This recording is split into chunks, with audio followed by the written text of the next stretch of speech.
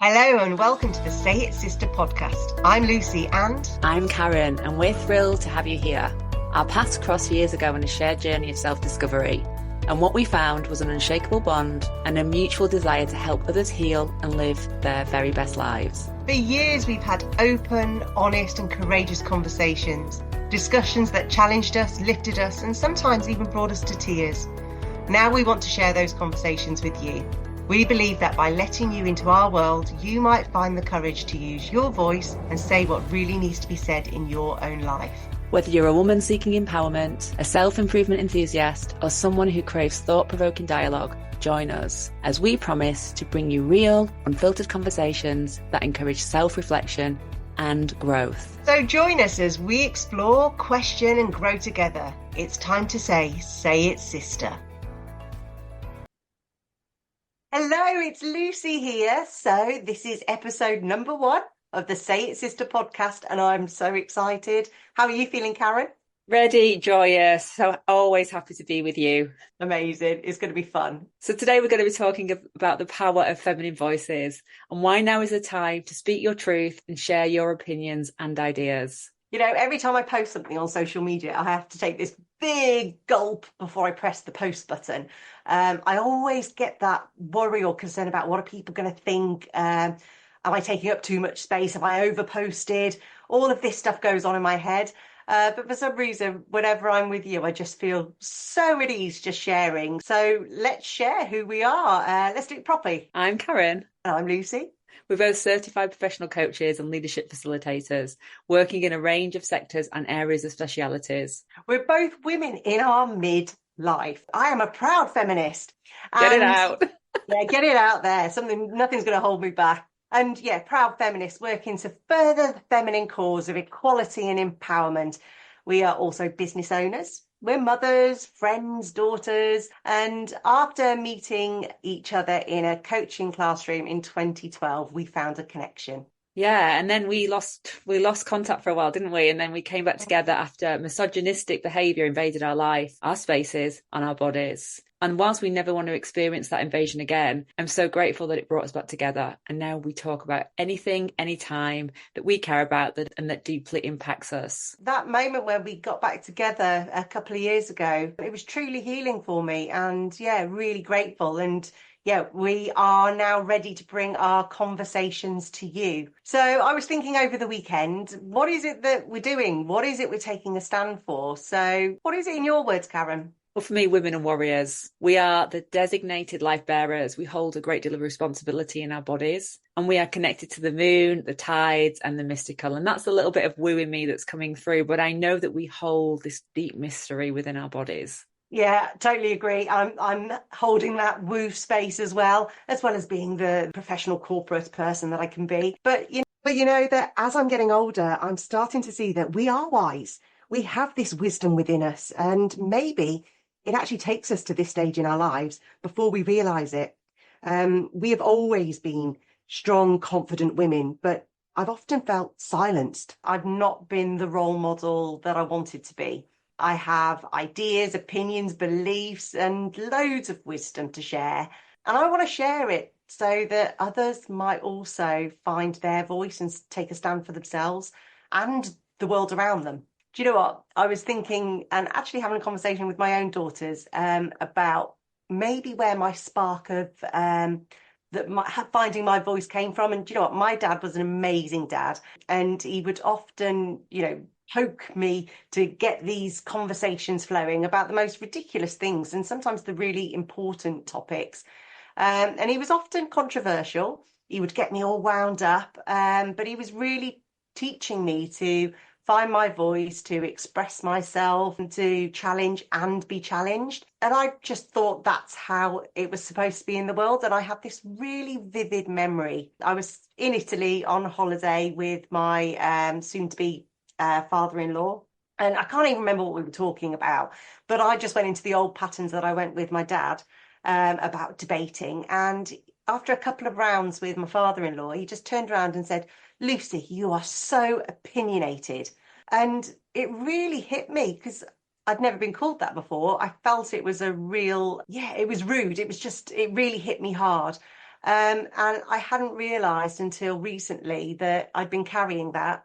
And equally, that moment that he said that actually silenced me. And I stopped speaking out. I stopped being the opinionated one, sharing my thoughts. And I mean, there was a lot more loaded than that, but I think that was the anchor because I respected him and he was an elder to me and I really respected him. And yeah, it's taken years of me trying to understand why I lost my voice, or I always had it. It Yeah. just didn't come out, and now I guess I've got this perimenopausal rage that is like, no, I need to let these thoughts and opinions and beliefs out. So at least now I understand why I was so angry. Yeah. I mean, my heart sinks when I hear that. It's like the strong, safe arms of the paternal, the guardian that sits with you and will like hold space for you to share and get your voice out in the world. We all need those anchors, those humans that do that for us versus the commander, the controller, don't speak too much, say what. It's like the command and the control element of patriarchy, which is passed along down the line, and men and women hold it in their bodies, and we act in accordance with that. And I see these two different role models in your life, and it just takes me on my own little journey where I think we carry so much, so much that goes with that. It's one incident over many. I don't know how long that went on for, but obviously over the course of your life, that's a long period of time to doubt, question, hold back. Yeah, and do you know what?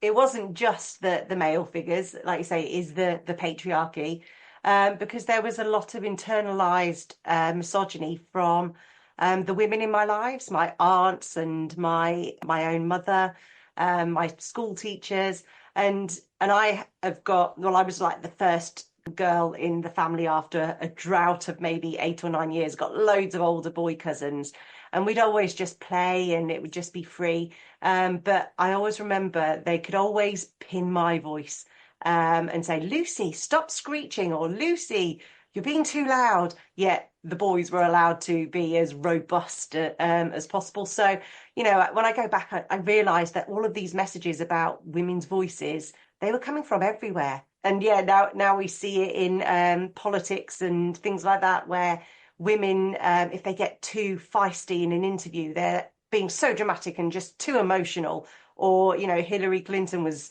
called shrieking when she was actually just raising a point. So it's everywhere. And, part of saying it, sister, I guess, is about just normalizing that women do actually have voices. And also, like, actually holding up the narrative that we've all been born into, and actually that we have our own little way of changing that narrative. Because I don't know about you, when I think about powerful women, I'm like, she is a force. Mm. She is not to be put into a corner. I mean, you think of the whole like Dirty Dancing, nobody puts baby in the corner. You're not going to have a woman connected to a voice that will sit there and look, prim and pretty whilst there's this, huge dance happening. I mean, the only sad thing about that film is that Johnny has to come and take her out of the corner. And then she shows, her full sort of power and range as a dancer. But, there's so many metaphors in that for us as women to be like, hold on a minute, this is my voice. I have something to say.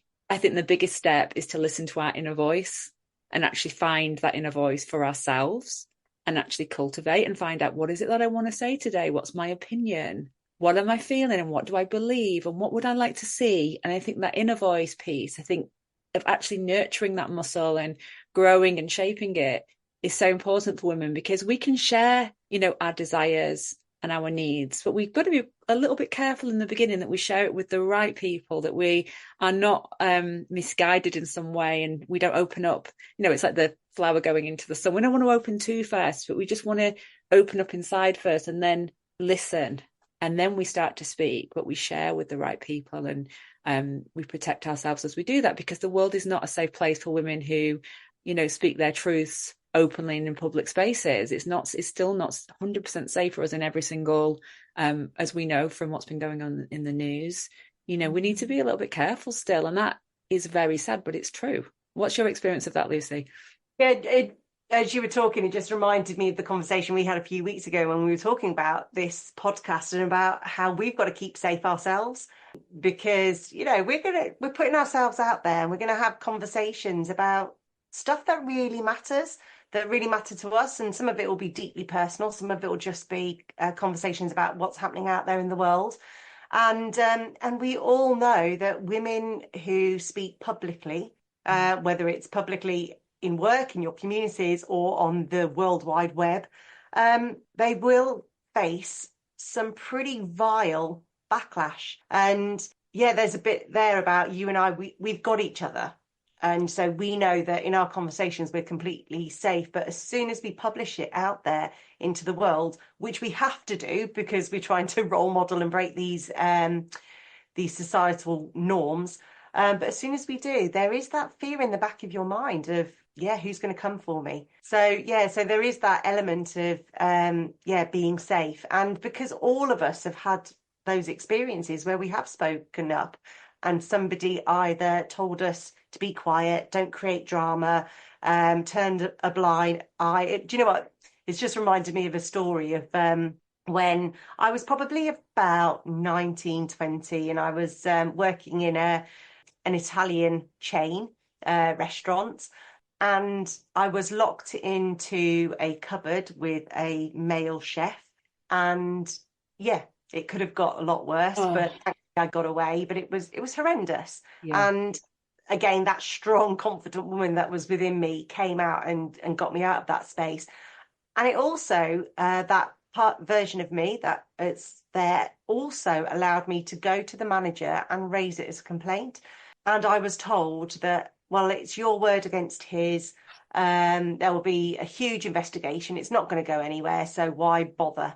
Oh my God. And I took it. I was raging again, but I quit because I thought that's the only agency I actually have. And it's true. It's, and I never told anybody that story for years and years because I was carrying that shame. And now I've got to the age where I'm just like, no, we have to tell these stories. And it's not like, restarting the Me Too movement because it hasn't gone away, but it's actually about, let's just talk about the stuff. Yeah, and every woman holds matters. these stories. We all hold these stories. If you look at the statistics, 1 in 3 women in the UK are sexually assaulted. That's a lot of women, and half of the women that have been do not report, and for good reason. And it's like, why bother? Because actually, the legal system's not really in our favour. The police are not necessarily behind us. Am I actually safe in the police? I don't want to whip up so lots and lots of fear, because that's certainly not my job here. But my job is to sort of look at what's going on for women, look at what's happening in our lives, and try and make sense of some of it in a way that can navigate and redirect. I think the whole thing around the shame that we carry, which is not our shame, which actually belongs to other people, is huge. And I think it's time for women to say, hold on a minute, these things have happened to me, and I am carrying someone else's shame, and I'm going to give it back. And we don't have to go to that person and say, this is your shame, take it back. But we can, through our voices, through our inner work. It could be therapy, it could be counseling, it could be dance, it could be yoga, it could be coaching. It could be looking at yourself in the mirror and saying, it wasn't your fault, it wasn't your fault. It might be having a conversation with the person, but they're not in the room, and saying something like, take it back, this is yours, take it back, take it back, take it back. You name them and you ask them to take back the stuff that they put into your body that is not theirs. This is my body. There is so much that we can do as women to claim our power back, but it has to start with that ultimate truth of what has happened to us in the first place. I'm going to hang back to you. Anything you want to say on that? Yeah, it is interesting because when we say it, sister, we're not saying you have to go out there and say it to the world, and whether that's on social media or go to the police or tell strangers about your experience. I have utmost respect for people who do write books or share their stories in that way, but that takes a huge amount of courage. And sometimes the biggest courage you've got is to be able to name it to your best friend or your partner, even your dog or whatever. Just say it. This happened to me, and that it wasn't my fault. I'm not carrying this anymore. And so, yeah, it might be a little whisper. It might just be a thought. It might be in your journal. It doesn't really matter. But whatever the courage is to go to those places and just say it, whatever you need to say, your voice, your experience is valid. It's not shameful. And yeah, hopefully we're encouraging people through our conversations to just speak freely. And I've got to say, every time you say something, it sparks off another example in my mind.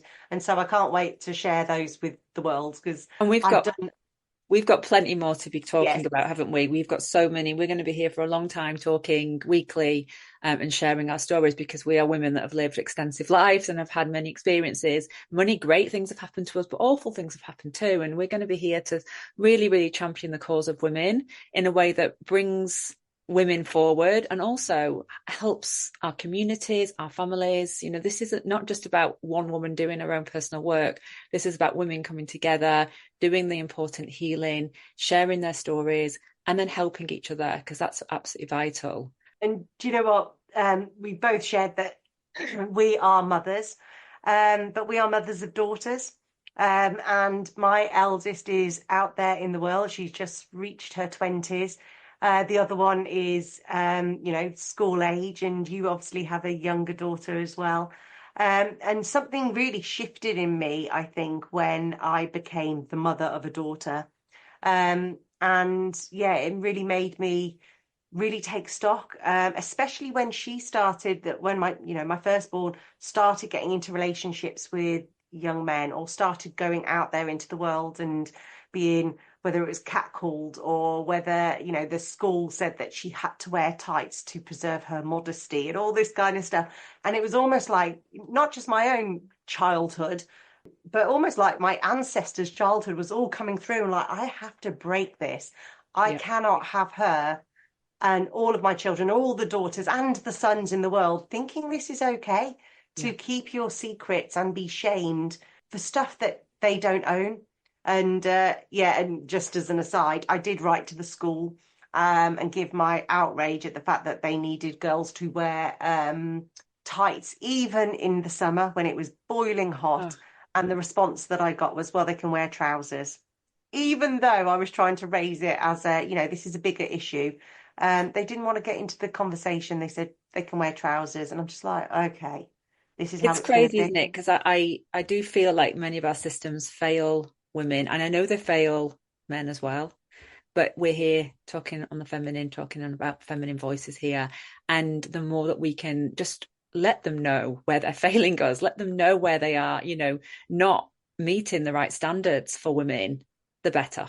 We all have a voice and we need to use it. I mean, I wanted to share something about that. I was thinking about the time when when did I start thinking about my voice? When did I start to change my voice? And as I was a very shy child, so I was very quiet, I was very shy. I'm an only child, so there wasn't any other kids in the house. So I was always on this sort of quiet spectrum, I would say. So that wasn't a big deal because that was fine in the house. But then it was when I went out into the world, and I developed very young. I grew up very young as well. And so when I was in primary school, I had my first periods, I had boobs, and I hit puberty. And that's when my whole sort of like life changed quite quickly. And there was my mum was working at the time. She was focusing on her career. She was a nurse. She was working in hospitals. And a friend of hers said, my husband will take Karen to school. And so this man would pick me up in the morning. He would arrive early, and he would sit in his car outside the house. I've got goosebumps just thinking about it. And he would sit and just look at page 3. Now, I was a young girl with breasts and having periods, not connected to my body, all of the sort of the shifts and the change that go with that. And he would sit and look at, topless women. And I felt so incredibly uncomfortable. And so I said to my mum, I don't want to get in that car with the man. I don't feel safe. So I was really, in a way, I look back and I'm like proud of that young girl for being able to voice that, to know that she didn't feel safe, to feel like it wasn't a comfortable space for her to go into. And I was told, you just have to get on with it. And so for a while, he took me to school. It stopped at a certain point. He stopped taking me to school. So my mum had listened to me, and another plan was put into place.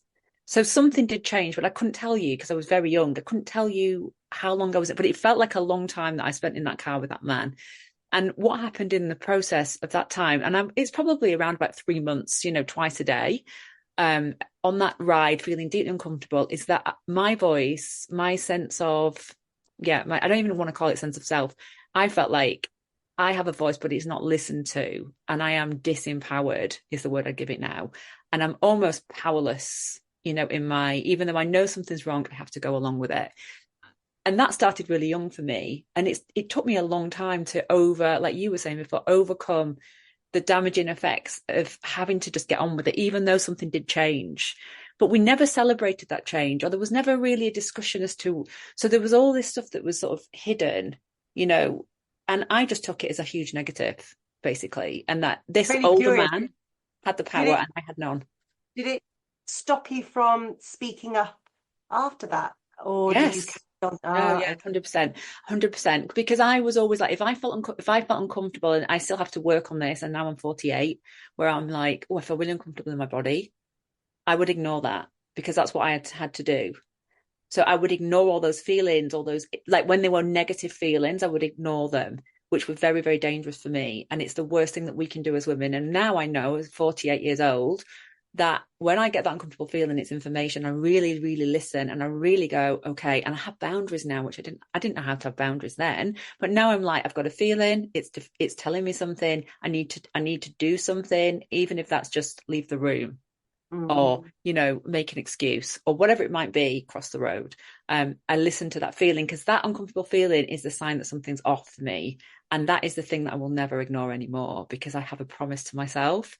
But it definitely was that would be my root cause of not trusting, because I can speak up, but if I don't get heard, or I don't get listened to, or I'm told, just get on with it, that's more dangerous, I think, in a way, because it's almost like I've spoken but I'm not being heard. And I think as women, we have many examples of that in our lives, where we speak and people go, yeah, and then they continue to do the behavior, and you're like, hold on a minute, I've just said no, I've just spoken, and you are continuing, or you're still walking towards me, and I think the more we can sort of like deal with that moment by moment, and actually step into our power and use our voice in a way that says a very clear no, and we have to keep saying it, and we have to keep saying it, then we do find our voices in a different way, and we do become powerful and grounded in our voices. But it doesn't come overnight. This is like daily work. You know what? I can't wait for us to get into the conversation about the different ways that we collect information.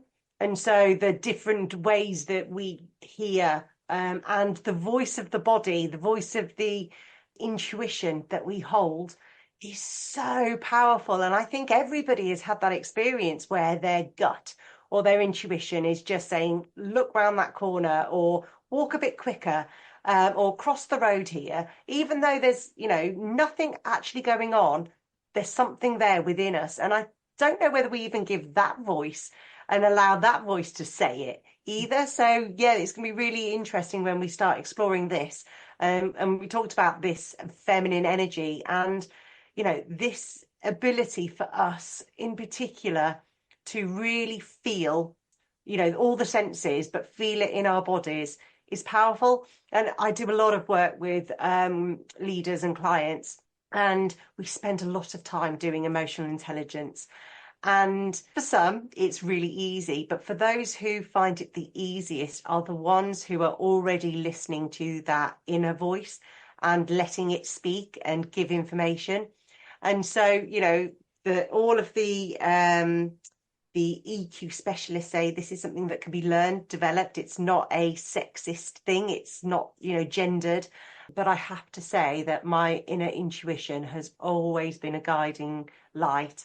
And when I've chosen to ignore it, it has usually been at my peril. And that's the bit like, you've done it again, Lucy. So yeah, tuning in. So I really hope we get to explore that in a lot more detail. And talking about terms like, the divine feminine, and the crone, the hag, the maiden, and the warriors, because again, this is language that we can reclaim. Absolutely. It's almost like everything has been sort of, eroded for such a long time. And I feel like now is the time to, like you say, reclaim our intuition, reclaim our emotional intelligence, reclaim the stories, but do it from a place that feels right for us today. If you look at like the fairy tales of like the elders, they're not portrayed in a particularly nice way. They're generally the bringers of death, destruction. And whilst, we do need to sort of face into that a little bit. And actually, we do need to sort of burn things to the ground sometimes to start over. There's a really good energy to that. We're also coming into this different life stage where we are, you know, we're not yet the elders, but there is elder wisdom inside us and it's coming through. You know, we're in this empress, this queen state. So, you know, we're here to sort of like take our throne. I mean, it all sounds a little bit. I love this.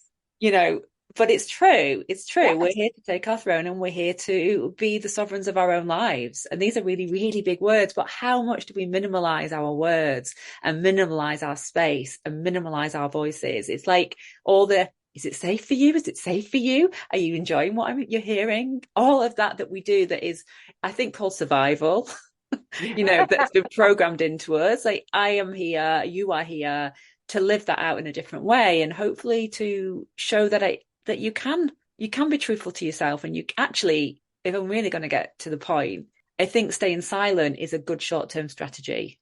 I think if you're in a room with people who are not on board with you and it's not safe, the best thing you can do is play it silent. But as a long-term strategy, it's the worst thing you can do, because you're so eroded, and then you're naturally going to put yourself into places where you are not safe. So the power of our voices has to ring through. It is our finest instrument, and it's the way that we demonstrate what we want, and it's how we ask for what we want. So we're here to, you know, to make some changes, I think. Yes. Say it, sister. Yes, say it, sister. Yeah, absolutely. And you know what? The one thing that I just want to add on to what you just shared there was that even if you're silent in that moment because you need to be for safety, then once you're out and you feel safe, then tell somebody or write it in your journal or whatever you need to do, because you need to let that go, because otherwise you're just stuffing it down there of, again, these feelings of dread or whatever the fear was. And if you don't let it go and say it and let it out, you just keep storing it, and we're storing far too much of it. So absolutely, yes, do what you need to do to be safe, move, adapt, do whatever, but then say it, speak it, do whatever you need to do to let that energy out. And so I'm going to bring this to an end just by asking our listeners to join in the conversation. And we have created a safe space on the Facebook group Say It Sisters. So we'd love to invite you there, and it will be a safe space where we can just share. So if you've got those moments where you think, I have nowhere else to go with this information, you can come and just share your story with us, and we'll be there with open hearts and open ears and everything else just for you. And you can also follow us on @KarenHarrisKelly and @LucyJBarkers. We would absolutely love to see you popping up into our feeds, telling us what's going on for you, sharing anything that you want to share. And we'll, of course, give you our professional opinions as well, if that's what you'd like. So thanks for listening, and we can't wait to welcome you next time. Until then, use your voice, journal, speak or sing out loud. However you do it, we hope you join us in Saying It, Sister.